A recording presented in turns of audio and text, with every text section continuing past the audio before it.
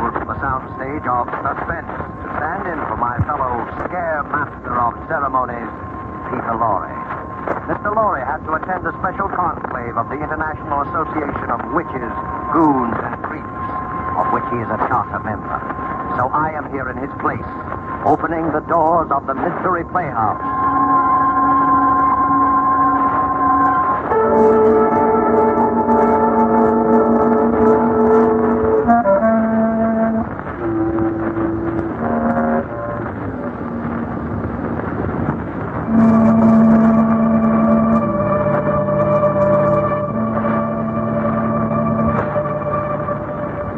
Tonight, the Mystery Playhouse has been fortunate enough to secure the services of that light-hearted raconteur of murder, horror, and the supernatural, the laughing boy of the inner sanctum, Raymond.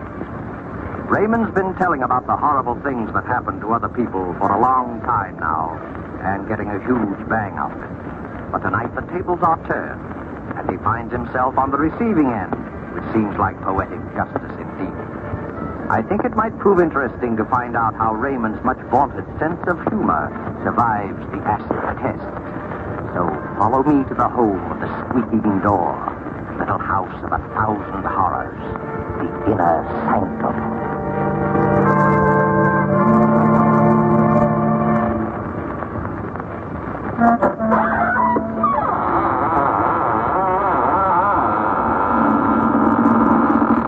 Good evening, friends. This is your host, Raymond. Welcome through the squeaking door of the inner sanctum. For those of you who write in to find out why our door squeaks so much, I guess now is as good time as any to explain that the hinges are rusty with dried blood. Through that door pass the most beautiful ghouls in the world. Won't you come in?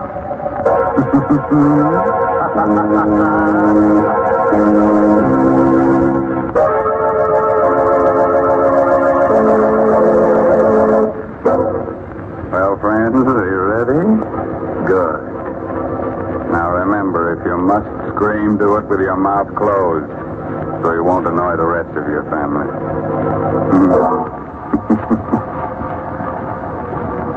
You know, you don't need dark old houses or murky graveyards to feel the chilly presence of beings from the other world. Last week, just after I completed my broadcast, I was called to the telephone. When I picked up the receiver, I heard... Hello, is that you, Raymond? Yes. Are you going to be at home tonight? Yes, why do you ask? Because I'm going to drop by. There's something I want to ask you about. Try to be alone. Who are you? Don't you remember me? Well, the voice is familiar, but I can't quite place it. I'm Gideon Blake. I'll see you later, Ray. Goodbye. Now, there's nothing unusual about a call like that, except one thing. 10 years ago, my friend Gideon Blake was killed.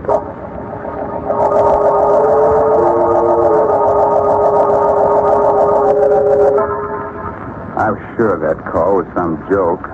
I remember laughing about it as I sat down in my living room with a sandwich and a glass of milk. But later that night, I must have dozed off. I remember being awakened by the tower clock chiming. It was midnight. Somewhere a cat howled against the moaning wind that had sprung up. Strange chills and a shudder through my body. The front door must have blown open. I went to see. Standing there was Gideon Blake. Good evening, Raymond. Blake. You shouldn't be so surprised. I told you I was coming. Yes? You've changed so. It's been a long time. More than 10 years, I believe. But I don't understand. You were burned to death. How on earth did you come back? There are many things which you will never understand while you're alive and on this earth. Why'd you come here? To give you this piece of paper. Huh? What's on it? The names of 4 persons. They are alive now. In a short time, they will all be dead. I looked at him carefully as he talked. He looked hideous, ugly, with horrible burns on his face. The man had the look, touch, the very smell of death. Good night, Raymond. I looked at the slip of paper my friend Gideon had given me. There were 4 names. Stella Marlowe, Robert Lane, Amelia Cardway, Raymond Edward Johnson. First 3 names I didn't know. The last was very familiar to me. It was my own name.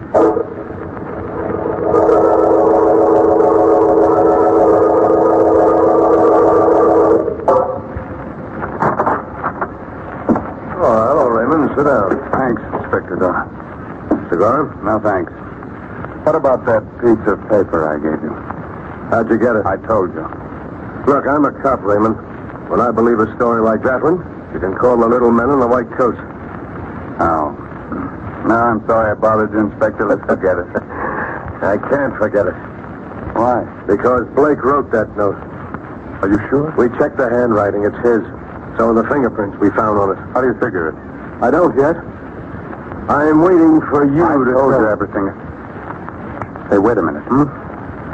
Maybe Blake's really alive. He got burned to death 10 years ago. Are you sure? Positive. We checked every angle of his death at that time because we thought he might have been murdered. Murdered? I never heard about that. Oh, Blake was with the department, you remember, working on a homicide case. The Laura Wilcox case, you remember? Oh, vaguely. We figured someone might have polished him off, but nobody did. It was an accident. Was this Wilcox murder ever solved? Well, no. Maybe those names I gave you had something to do with the Wilcox case. Why don't you check them? I did. None of your names figure. These people never heard of the Wilcox murder. Hey, Inspector, Yeah, what do you want, Gibson?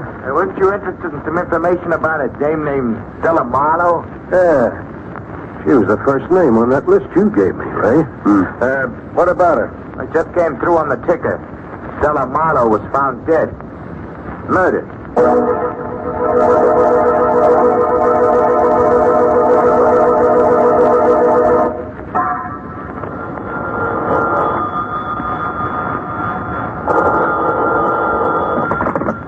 Hello? That you, Ray? Mm-hmm. This is Inspector Doyle. We're trying to get you all day. Oh, I just got in. I was down at the police library studying the file on the Wilcox case. All right, forget about that. Alice, I want you to lock your door and all the windows. I'm sending down a red-headed cop to guard you. What? Don't let any dark-haired guy into your house, even if he's your own best friend. What's this all about? We're dealing with a homicidal maniac. The body of Stella Marlowe was dismembered. Remember? Tell my man to call me at headquarters when he arrives. Goodbye. Just after I hung up the phone, I noticed a little black box on the living room table. How it got there, I don't know, because my house was locked all day. I undid the black ribbon, opened it. What I saw inside fascinated and horrified me. It was a human hand. Suddenly a thought clicked in my mind. I recognized something on there.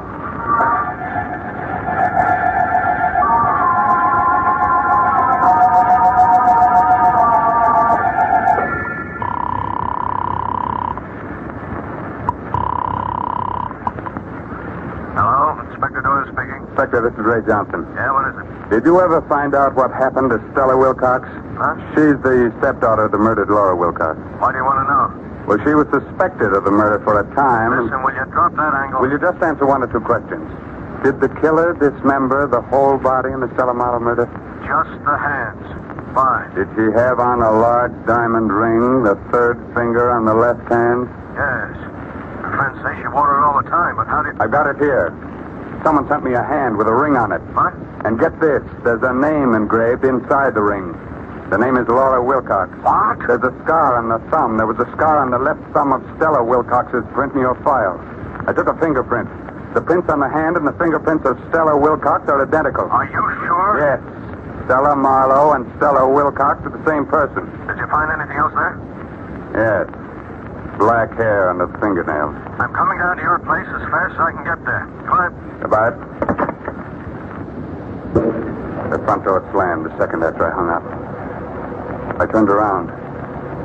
Coming toward me was a man with jet black hair.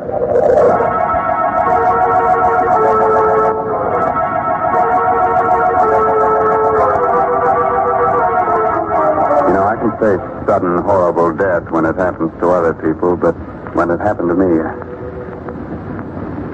well, the man with the jet black hair looked quietly at me. I'm Robert Lane. You're Raymond Edward Johnson, I believe? Yes. Inspector Doyle spoke to me about you. Can I sit down? What do you make of all this? I don't know what to make of it. You heard what happened to Stella Marlowe? Yes. You know that's not her real name? Yes, she was the stepdaughter of Laura Wilcox, but how do you know? I think I know more about this than you imagine. Is your name really Robert Lane?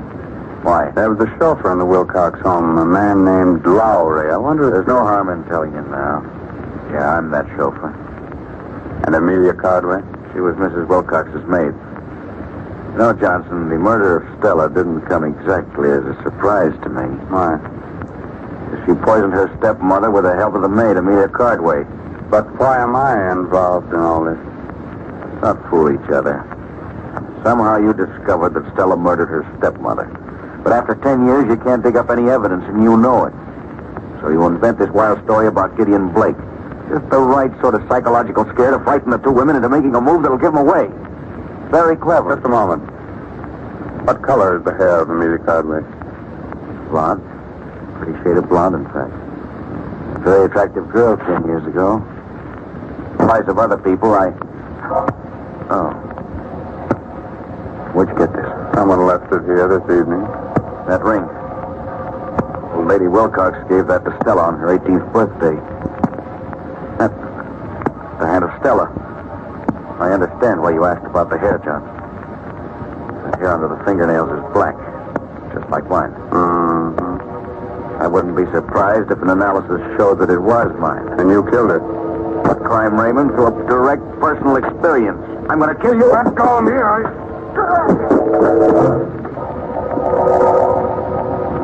He was a powerful man.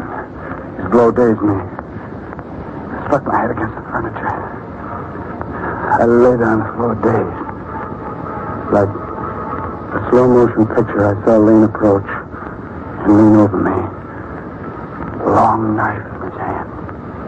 You didn't expect to stir up this hornet's nest, did you? Crime and murder is very amusing, isn't it? Well, you'll find out just how funny it is. John raised his arm. I was powerless. He was driving the knife down. Suddenly... Let go! Grab my hand. Gideon Blake. Yes. I heard him scream. Somewhere the door slammed. And I blacked out.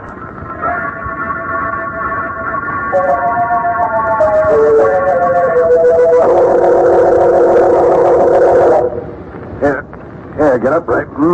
There you are. You're okay now. Come on, get up, get up. Inspector Doyle. Hey, what happened here? Found you on the floor, out like a light. It was Lane, Wilcox chauffeur. He tried to kill me. Lane? Lane's dead. There's the body. Huh? Did you kill him, Ray? No. Where does Amelia Cardway live? A few miles from here. Why? We've got to get over there right away. She killed the old lady, and she might have killed Stella, too.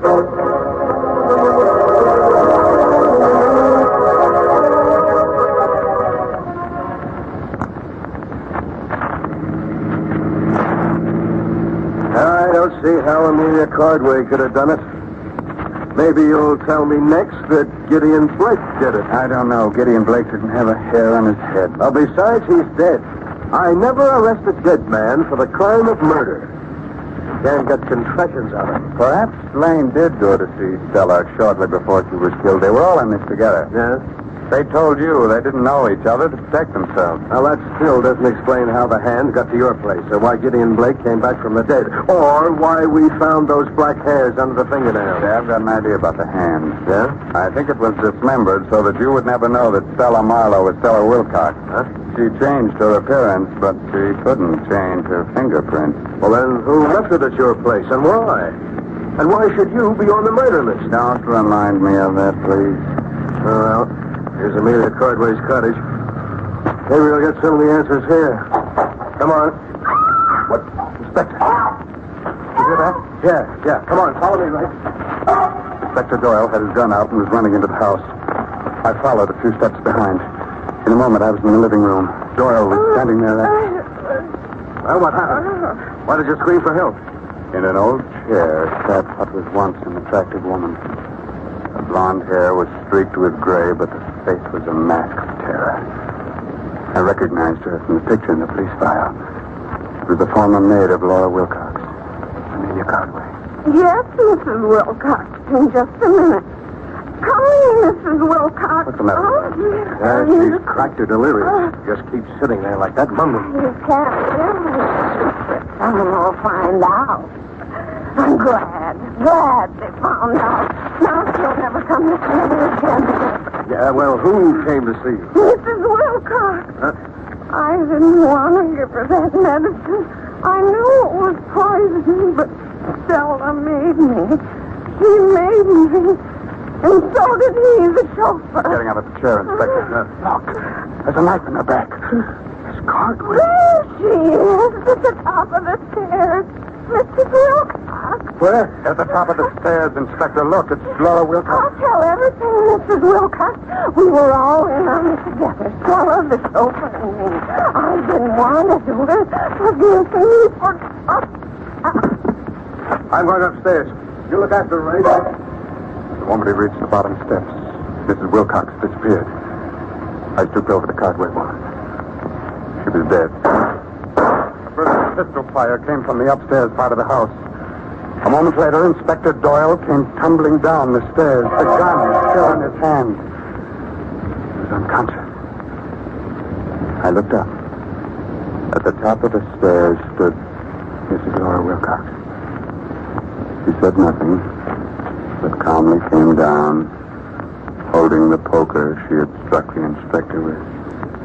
She bent down, took out the knife from the body of the dead Amelia Cardway. I was too startled to fight through.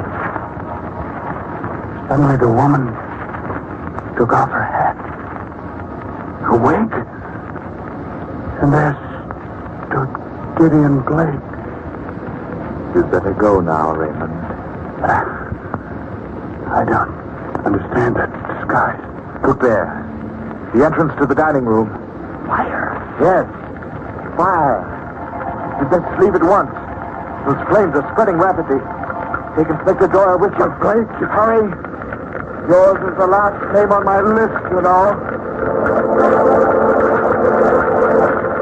He didn't have to say any more. I dragged the inspector through the door. Gideon Blake turned, smiled at me, and walked directly into the flames. That was the last I ever saw of him.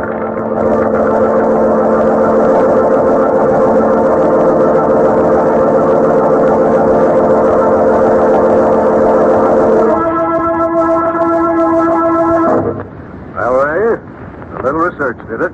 I found the missing pieces of the jigsaw puzzle. Laura Wilcox was a twin sister of Gideon Blake. We dug up the birth records. So, that's why she looked so familiar. And that's why he murdered the three people. Because they killed his sister. He faked his own death in order to carry out justice himself. Yes, but that still doesn't explain why I was brought into it. Huh? A bit. That's simple. He wanted us to know what was going on so that we didn't hold some innocent person. Just one more question. Yeah, go ahead. How did Blake fake his own death 10 years ago? Now, we don't know exactly, but he must have done it. Did you find his body in the ashes of Amelia Cardway's cottage? Well, I guess they're there, but, it's impossible to identify them positively. Yeah, that leaves one other explanation. What's that? That Gideon Blake actually died 10 years ago.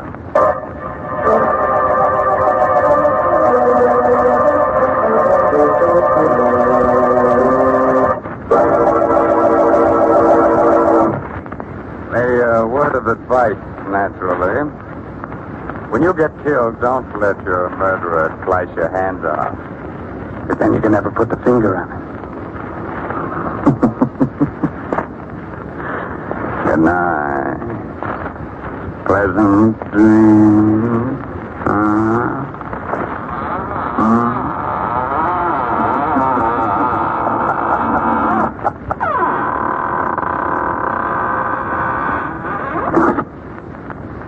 You have been listening to an Inner Sanctum mystery starring Raymond Edward Johnson. Tonight's presentation in the Mystery Playhouse.